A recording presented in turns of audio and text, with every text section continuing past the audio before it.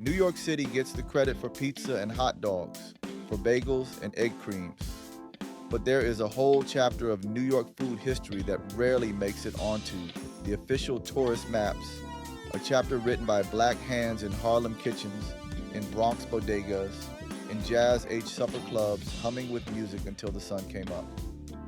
The dishes that define American eating, from the snack you cannot stop eating in front of the television, to the Sunday brunch plate you photograph before you even pick up your fork, many of them trace directly back to black New Yorkers who created something extraordinary out of ingenuity, out of community, out of the relentless creativity that has always been the heartbeat of black culture in this city. Today, we are counting down 10 foods that black people invented or fundamentally transformed right here in New York. Foods you eat without thinking about where they came from or whose genius put them in front of you. By the time we are done, you will never look at your plate the same way again. This is the food history they never taught in school. Number 10 is potato chips. And this story begins with a man named George Crumb, one of the most important figures in American food history who almost nobody knows by name. George Crumb was born in Saratoga County, New York, the son of a black jockey father from Kentucky and a Native American mother from the Mohawk people. He grew up in the Adirondacks, worked as a hunting guide and wilderness cook, and eventually landed the role of head chef at Moon's Lake House, an elite resort near Saratoga Springs that catered to the wealthiest families in the country. The Vanderbilts vacationed there. The Rockefellers came through. The cream of Manhattan society spent their summers in those hills. In the summer of 1853, a wealthy guest kept sending his plate of fried potatoes back to the kitchen, complaining that they were too thick and too soggy. Crumb sent out a thinner batch. The guest sent it back again. Another chef might have simply apologized. George Crumb was not that kind of man. He decided in a moment of calculated defiance to make the most absurd potatoes he possibly could. He sliced them paper thin, fried them until they shattered like glass, and buried them in salt. His intention was to make something unpleasant. What happened instead changed the world. The guests loved them. Every other guest loved them. Crumb put them on the menu as Saratoga chips, and they became the most talked about item in the house. He later opened his own restaurant, Crumb's, in nearby Malta, New York, where every table had a basket of chips waiting for you the moment you sat down. The snack industry you see today, the billions of pounds of potato chips consumed every year on every continent on Earth, traces its origin back to one black New York chef who was just trying to make a point. He never patented the idea. He never made a fortune from it. He never received a royalty check or an award or a mention in any mainstream food history textbook for most of the century that followed. He just invented one of the most popular foods in the history of human civilization, then watched the world take credit somewhere else. His name deserves to be on every bag. Number 9 is chicken and waffles, and the Harlem version of this story is one of the great food origin tales of New York City. You need to understand the Harlem Renaissance to understand this dish. In the 1920s and 1930s, Harlem was the cultural capital of Black America. The Cotton Club, the Savoy Ballroom, jazz clubs and speakeasies that stayed open until 4 in the morning, with Duke Ellington and Billie Holiday performing sets that did not even start until midnight. When the last note faded and the musicians finally packed up their instruments, they were famished. It was 2 in the morning, 3 in the morning, that strange no man's land between dinner and breakfast where neither menu made complete sense. A Harlem entrepreneur named Dickie Wells had an answer. Wells ran an after-hours supper club on 133rd Street that had become the go-to destination for performers leaving the Cotton Club and Connie's Inn after their sets. Clark Gable came through that door. Charlie Chaplin sat at those tables. The Duke of Windsor was a known guest. Wells served them all. And when the musicians arrived too hungry for nothing and too late for anything reasonable, he put leftover fried chicken from the dinner service on top of a fresh hot waffle, drizzled it with maple syrup, and in that moment of late night resourcefulness, created one of the most beloved dishes in American food culture. Joseph Wells later formalized the tradition at Wells Supper Club at 2247 7th Avenue, between 132nd and 133rd Streets in Harlem, where it became the signature dish that people traveled across the city to eat. From that address, chicken and waffles spread across the entire country. A Harlem native named Herb Hudson carried the dish to Los Angeles in 1975 when he opened Roscoe's House of Chicken and Waffles, which became so famous that President Obama made an unscheduled stop there in 2011 just to get an order of wings and a waffle. Every brunch menu in America has chicken and waffles today. Every food magazine that runs a chicken and waffles feature every single spring. Every hotel that puts it on their Sunday brunch card. Every one of those menus owes a debt to Harlem that most of them will never acknowledge in print. Number 8 is Harlem Fried Chicken, and we need to be precise here because there is fried chicken and then there is Harlem Fried Chicken, and they are absolutely not the same thing. Black Southerners who came to New York City during the Great Migration, roughly from 1916 through the 1970s, brought with them a frying tradition rooted in African American cooking that stretched back to West African culinary techniques and generations of kitchen mastery.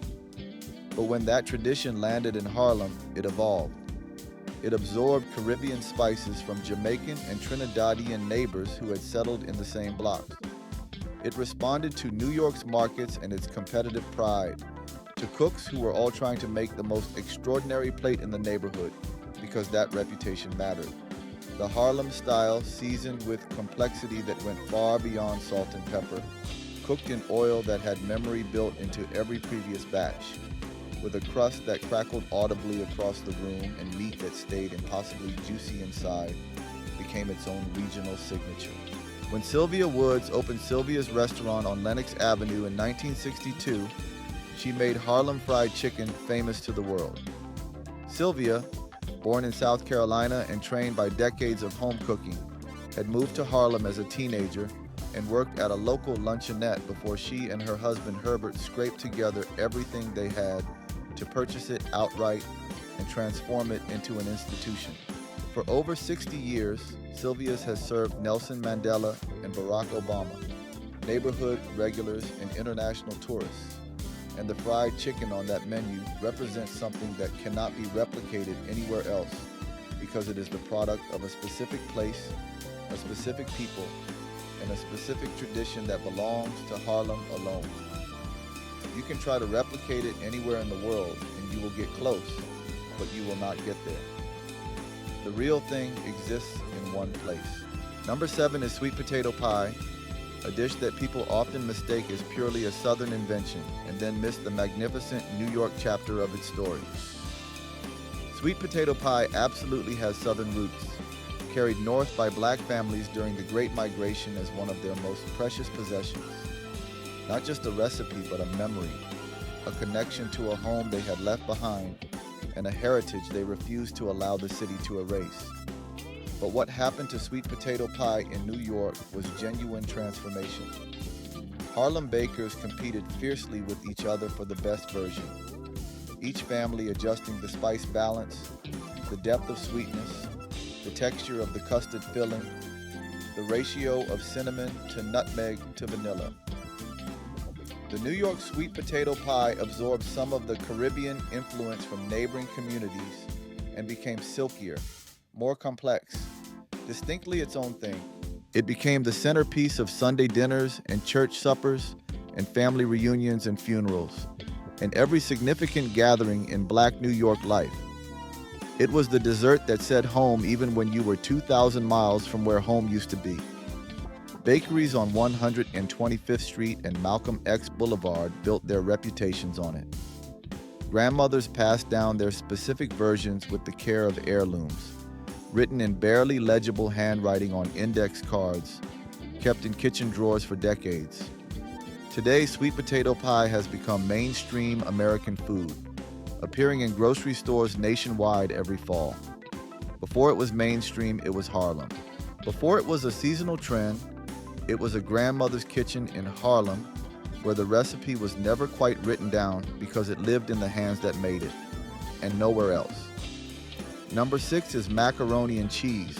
And yes, the basic dish has a long history, but the soul food version that America actually fell in love with was perfected by black cooks in New York City. Thomas Jefferson is often credited with bringing macaroni and cheese to America, and he did indeed encounter it in Europe and serve it at Monticello. Here is what that story always leaves out.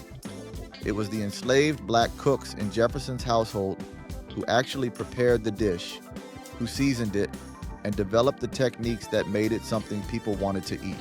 When black families brought their tradition of macaroni and cheese north to New York during the Great Migration, they brought the technique of baking it until the top formed a crust you could hear when you tapped it with a spoon, of using sharp spices and multiple cheeses in combinations no European recipe had approached, of making it taste like someone actually cared about feeding you. Harlem church suppers became legendary across the city for their macaroni and cheese. The women who made the best versions were known by name throughout the neighborhood, their dishes arriving at community gatherings carried with the pride of champions. Black-owned restaurants throughout New York competed to produce the definitive version, and the dish became synonymous with the highest expression of Black Sunday cooking in New York City. The baked macaroni and cheese on menus across America today, golden and soulful and deeply satisfying, baked until the top layer forms a crust that pulls apart in strings, is the version that black cooks in New York helped define and the country slowly learned to want. The recipe traveled from those Harlem church kitchens all the way to every American table. Number 5 is red velvet cake, and its New York connection runs deeper than most food histories acknowledge. The Waldorf Astoria Hotel in Midtown Manhattan has long claimed credit for popularizing red velvet cake, with stories dating to the 1930s. But food historians have traced the cake's deepest emotional resonance to Black American culture, particularly its central role in Juneteenth celebrations and in church gatherings across Black communities. The red color carried meaning that had nothing to do with the hotel. Food historian Michael Twitty has documented that among the Yoruba and Bakongo people whose descendants were brought to America in chains, the color red represented power, sacrifice, and transformation. Red foods became a way of honoring those who came before and marking occasions of freedom and survival. In Harlem, red velvet cake became the dessert at every significant Black gathering. Bakeries on 125th Street made their reputation on it. The competition among home bakers for the most intense color, the moistest crumb, the most perfectly balanced cream cheese frosting was serious and ongoing and deeply felt. The cake moved from a hotel curiosity to a national obsession, primarily through Black cooks and bakers in New York, who understood exactly what they were making and why it mattered. Today, red velvet cake is the signature item at bakery chains across America. Very few of those bakeries acknowledge where their most popular product actually came from. Number 4 is banana pudding, and the Harlem soul food version of this dessert is a masterpiece of community cooking that has spread everywhere without losing a single note of the warmth it was made to carry. Banana pudding came north with the Great Migration, built from pantry staples that were always affordable even when money was tight. Bananas, vanilla wafers, vanilla pudding, and whatever a gifted cook could do with patience and love to make those simple ingredients into something unforgettable. What Black cooks in New York did was transform it from a simple recipe into a statement about care. The serious kitchens made their custard from scratch because the instant powder version was a shortcut that anyone could taste and nobody respected. The wafers were layered with intention, so they softened into the pudding at exactly the right moment when the dish was served. The bananas were sliced at a thickness that had been decided on and stuck to. Every single detail was intentional. Every church, every family, every neighbor who brought banana pudding to a gathering in Harlem was putting their full reputation on that bowl. And the neighborhood kept score. The best banana pudding in New York built reputations for home cooks, whose names never appeared on a restaurant sign, but whose dessert tables were always the first ones cleared and the last ones people stopped talking about. When food lovers across America started discovering banana pudding in recent years and calling it the greatest American dessert, they were just catching up with what Harlem knew generations earlier. Number 3 is jerk chicken. And this is the story of how one of the most thrilling and complex flavor profiles in the world came to New York City through the Jamaican diaspora and became permanently woven into the fabric of Bronx and Brooklyn eating. It is a story about survival, about fire, and about a community that turned resistance into cuisine. Jerk seasoning, the complex blend of Scotch bonnet peppers, allspice, thyme, garlic, and a dozen other ingredients that varies by cook and by region, is a tradition with roots stretching back to the Maroons, the escaped enslaved Africans who built free communities in Jamaica's mountains and developed this method of seasoning and slow cooking meat over centuries of survival and resistance. When Jamaican immigrants arrived in New York City in significant numbers from the 1960s onward, they brought jerk cooking with them, and something specific happened to it in this city. The Bronx and Brooklyn became the incubators of a New York jerk tradition that was distinctly different from what you could find in Kingston. It responded to available ingredients, to neighborhood grills set up on sidewalks outside restaurants and from the back of trailers parked on corners, to the specific hunger of communities that worked hard and needed food with enough flavor to match their energy. The smell of jerk chicken on a Bronx or Brooklyn street became one of the most distinctive sensory markers of those neighborhoods, a smell that told you something good was happening nearby and you needed to find out where. Caribbean-owned restaurants and takeout spots throughout the outer boroughs built their entire reputations on jerk. Today it is served everywhere. That journey started in the backyards and sidewalk grills of Black Jamaican New Yorkers, who cooked what they knew and shared it freely with every neighbor willing to stand in line. Number 2 is the Jamaican beef patty, and this is a New York food story centered on one of the most significant Black immigrant business achievements in the history of this city. The Jamaican beef patty, that golden yellow pastry shell wrapped around seasoned ground beef with Scotch bonnet meat and allspice warmth, was a staple food in Jamaica long before it arrived in New York. But what happened to it in this city turned it into a borough institution. In 1989, Lowell Hawkins, a Jamaican immigrant, founded Golden Crust Caribbean Bakery and Grill in the Bronx, with a loan gathered from family and friends, and a recipe for patties that his family had perfected over generations back home. Golden Crust grew into one of the most successful Black-owned food businesses in American history, eventually operating over 100 locations across the United States. The Jamaican beef patty became the affordable, filling, fast, and deeply satisfying meal option that New York City needed for its working people. Sold at subway newsstands and corner stores and school cafeterias throughout the 5 boroughs, often tucked inside a soft cocoa bread roll to make a complete sandwich, the patty became a cultural landmark of Caribbean New York. For generations of Black New Yorkers, it was the meal that got them through a long work day, a long school day, the meal that cost almost nothing and delivered enormous satisfaction. It built a community's economic footprint in a city that had not always made space for it, and it did it through food, through one product made right and shared widely, which is always how the best things in New York get done. Number 1 is the chopped cheese, and this is the story of Harlem's most fiercely protected culinary creation, the sandwich that New York's Black and Latino community invented together and then spent years defending against the particular kind of theft that comes dressed in the language of discovery and appreciation. The chopped cheese was born at a bodega at 110th Street and 1st Avenue in East Harlem. an establishment known as Haji's, and then Blue Sky Deli, where a cook named Carlos Soto spent over 2 decades at the grill perfecting a sandwich that existed nowhere else on earth.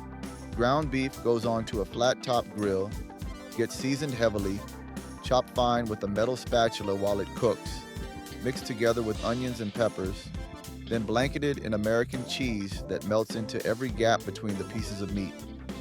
The whole thing gets pressed onto a hero roll with lettuce, tomatoes, and a generous application of mayonnaise and ketchup.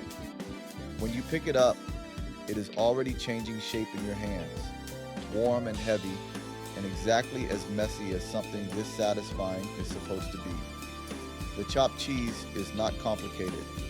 What it is specifically Harlem. It spread through the neighborhood entirely by word of mouth, person to person, block to block, because that is how things that actually matter have always traveled in this city.